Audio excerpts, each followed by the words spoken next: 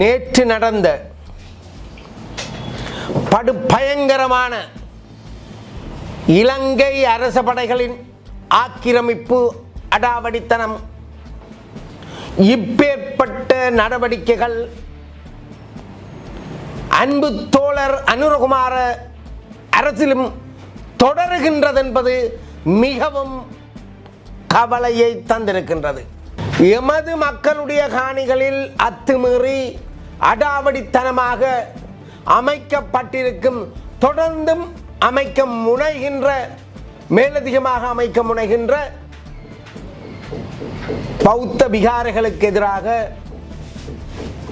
வலிவடக்கு பிரதேச சபையினரால்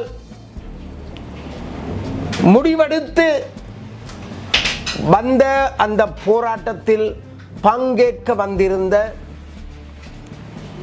சமய பெரியாரான வேலன் சுவாமி அவர்களை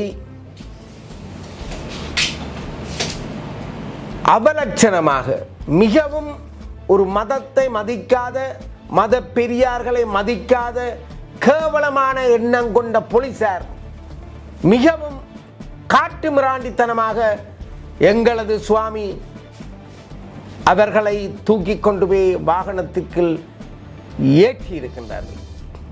புத்த சமயத்தைச் சேர்ந்த பெருமைக்குரிய, மரியாதைக்குரிய விகாராதிபதி நயினாதீவு புத்தபிக்கு சொல்லுகின்றார், இந்த விகாரை இடிக்கப்பட வேண்டும் என்று, இந்த விகாரை அகற்றப்பட வேண்டும் என்று.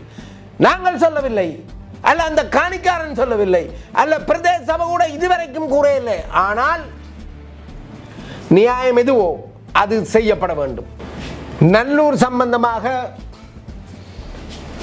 பாராளுமன்ற உறுப்பினராக தவறுதலாக சென்றிருக்கின்ற அர்ச்சுனா அவர்கள் மிகவும் கீழ்த்தரமாக கருத்து கூற முற்பட்டிருக்கின்றார். அதை பற்றி கருத்து கூறுவதற்கே எந்த ஒரு மனிதரும் அச்சப்படுகின்ற அருளை கொண்டிருக்கின்ற அற்புதமான முருகன் வீற்றிருக்கும் ஆலயம், கந்தவேலன் காவல் காக்கின்ற, தமிழர்களை காவல் காக்கின்ற கந்தவேலன் குடிகொண்டிருக்கும் நல்லூர் கந்தனை பற்றி தவறாக